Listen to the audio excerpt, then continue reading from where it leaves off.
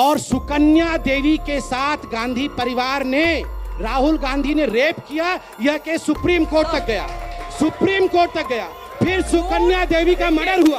कितनी press conference की इन्होंने। राहुल गांधी का यहाँ पर जो रेप केस चला था सुप्रीम कोर्ट में, उसका कच्चा चिट्ठा खोलूंगा।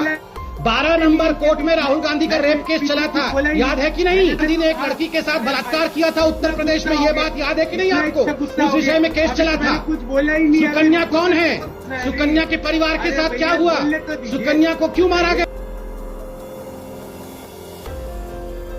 रेप केस फाइल हुआ, रेप केस, और रेप केस का इन्वेस्टिगेशन क्या हुआ, उस परिवार का क्या हुआ, वो आप लोगों को चिंता नहीं है कि वो सुकन्या सिंह का केस क्या हुआ? सर, आखिर 3 दिसंबर 2006 को राहुल गांधी ने सुकन्या देवी का रेप क्यों किया और आखिर कैसे सुकन्या देवी के पूरे परिवार को ही गायब करवा दिया गया?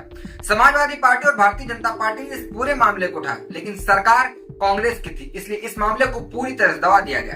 एक ठंडी रात, एक हाई सिक्योरिटी गेस्ट हाउस और एक ऐसा आरोप जो सियासत की गलियारों को आज भी पूरी तरह से हिला के रख देता है। राहुल गांधी, उनके विदेशी दोस्तों पर एक लड़की जिसका नाम सुकन्या देवी था, उसके साथ बलात्कार करने का इल्जाम आज भी जिंदा है। लेकिन ये कहानी यही खत्म नहीं होती। एक पूरा परिवार गायब, एक वीडियोग्राफर लापता और एक सच जो शायद कभी सामने ना आए। क्या ये सच था या सत्ता ने सब कुछ दबा दिया? इस वीडियो में हम हर उस डिटेल को खोलेंगे जिस रहस्य को और भी गहरा बनाता है। आज हम वह सारा सच जानेंगे जो दबा दिया गया था और जानेंगे कैसे आखिर 3 दिसंबर 2006 की उस ठंडी रात को अमेठी में क्या क्या हुआ। सुकन्या देवी कौन थी और राहुल गांधी से उसकी मुलाकात आखिर कैसे हुई? राहुल गांधी और उसके विदेशी दोस्तों पर आखिर क्या क्या आरोप लगे? सुकन्या देवी और उसका परिवार आखिर कैसे लापता हो गया? एक वीडियोग्राफर और कैमरामैन का आखिर क्या हुआ? समाजवादी पार्टी के मध्य प्रदेश के नेता किशोर समृद्धि ने आखिर जो दावा किया था उस दावे का क्या हुआ? और सबसे बड़ा सवाल, क्या सब सच आज भी दबा दिया गया या ये सब कुछ साजिश थी? साथ ही हम कुछ ऐसे सवाल उठाएंगे जो आज तक अनसुलझे हैं। इस कहानी की शुरुआत हुई थी साल 2006 में, तारीख 3 दिसंबर, जगह अमेठी उत्तर प्रदेश। बाहर कड़ाके की ठंड। राहुल गांधी जो उस वक्त कांग्रेस के उभरते नेता थे, अपने 7 दोस्तों के साथ अमेठी में डेरा डाले हुए थे। इसमें से कुछ ब्रिटिश, कुछ इटालियन और एक अज्ञात युवक शामिल था। सभी की पहचान साफ नहीं थी। रात के 9 बज रहे थे। ये सभी एक high security VIP guest house में थे। अंदर शराब की बोतलें खुल रही थी। इसी बीच कहानी में आती है सुकन्या देवी। सुकन्या देवी बलराम सिंह नामक एक कांग्रेस कार्यकर्ता की बेटी थी जो राहुल गांधी की बहुत बड़ी प्रशंसक थी। पिछले 2 साल से वो उनसे मिलने का इंतजार कर रही थी। शायद वो अपने पिता की तरह कांग्रेस के लिए काम करना चाहती थी या कोई मदद मांगना चाहती थी। उस रात उनसे हिम्मत जुटाई गई और वो गेस्ट हाउस तक अपनी सहेली के साथ पहुंच गई। गेट पर सुरक्षा कर्मी ने रोकने की कोशिश की, लेकिन सुकन्या ने कहा कि वो सिर्फ राहुल गांधी से मिलना चाहती हैं और आखिरकार उन्हें अकेले अंदर जाने की इजाजत मिली।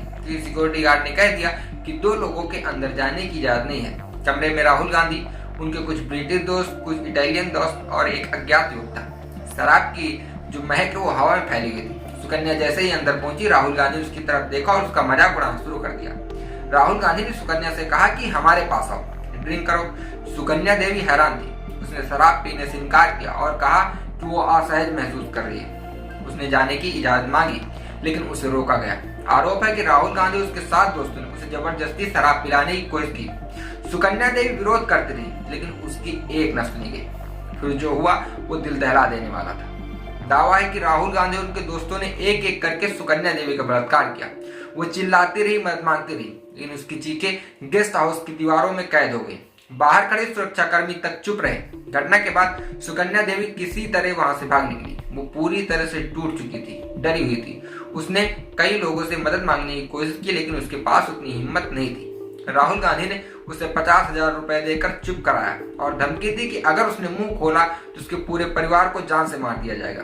लेकिन सुकन्या देवी हारी नहीं। उसने किसी तरीके से हिम्मत जुटाई, अपने पिता बलराम सिंह और माता सुमित्रा देवी के साथ इस घटना को सामने लाने की कोशिश की। आरोप है कि वो सोनिया गांधी से मिली, मानवाधिकार आयोग के पास गई। एक वीडियोग्राफर दुर्पद और एक समाचार चैनल के कैमरामैन ने सुकन्या देवी का जो बयान था रिकॉर्ड किया। लेकिन इसके बाद जो हुआ वो इस कहानी को और भी रहस्यमय बनाता है। सुकन्या, बलराम सिंह, सुमित्रा देवी, पूरा परिवार अचानक गायब हो गया। न कोई निशान, न कोई सुराग और तो वो कैमरामैन भी लापता हो गया। क्या ये सब एक संयोग था या सुनियोजित साजिश? जब यह बात फैलने लगी वकील कल्याण सिंह ने दावा किया कि राहुल गांधी और उनके विदेशी दोस्तों ने सुकन्या के साथ गैंगरेप किया और फिर उसके परिवार को गायब कर दिया गया। 2011 में समाजवादी पार्टी के मध्य प्रदेश के विधायक किशोर समरीते ने इलाहाबाद हाईकोर्ट में याचिका दायर की। उनका कहना था कि सुकन्या को पार्टी में फंसाया गया, उसका शोषण किया गया।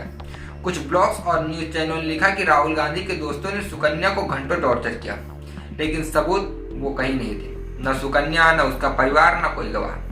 हाई कोर्ट के आदेश पर पुलिस ने जांच शुरू की। गेस्ट हाउस की तलाशी हुई, घर वालों से पूछताछ हुई, लेकिन कुछ नहीं मिला, न सुकन्या का रिकॉर्ड, न बलराम सिंह का कोई रिकॉर्ड। पुलिस ने कहा कि यह मामला पूरी तरह से बेबुनियादी है। फिर 2012 में सुप्रीम कोर्ट ने सुनवाई की।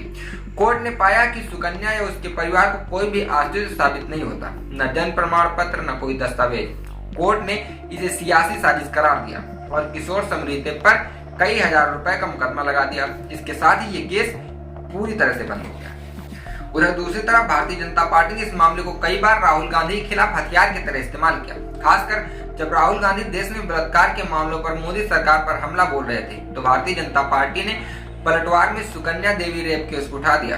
जब राहुल गांधी ने कहा कि भारत बलात्कार की राजधानी बन गई है, तो भारतीय जनता पार्टी कर्नाटक के आधिकारिक ट्विटर हैंडल ने ट्वीट किया, लिखा कि निर्भया और डॉक्टर प्रियंका को इसका इंसाफ मिल गया, लेकिन सुकन्या देवी अभी भी इंसाफ का इंतजार कर रही है। वहीं दूसरी तरफ भारतीय जनता पार्टी के नेता सीटी रवि ने कहा कि ज्यादातर बलात्कारी सजा पा जाते हैं, लेकिन सुकन्या का बलात्कारी आजाद घूम रहा है। राहुल गांधी सुकन्या के लिए क्यों नहीं लड़ते?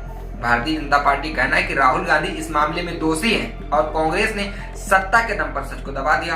पार्टी के नेता जैसे और प्रवक्ता जैसे कि संबित पात्रा ने टीवी डिबेट्स में इस मामले को उठाकर कांग्रेस पर हमला बोला। उनका दावा है कि सुकन्या देवी और उनके परिवार का गायब होना कांग्रेस की साजिश का सबूत है। हालांकि भारतीय जनता पार्टी ने कभी कोई ठोस सबूत पेश नहीं किए, न ही कोर्ट के हवाले किए। इसके बावजूद वो इसे सियासी मुद्दा बनाते रहते हैं।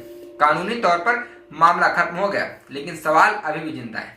पहला सवाल कि सुकन्या, बलराम सिंह और सुमित्रा कहाँ चले गए? क्या उन्हें सचमुच खत्म कर दिया गया? दूसरा सवाल, राहुल के विदेशी दोस्त कौन थे? उनके नाम क्यों छिपा लिए गए?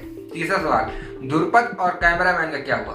क्या उनका रिकॉर्डेड बयान कहीं मौजूद है? चौथा सवाल, सोनिया गांधी और मानवाधिकार आयोग ने कुछ क्यों नहीं किया गया, या ये भी एक अफवाह थी? पांचवा सवाल, क्या सत्ता ने सच को दबाया या ये सब एक झूठ था?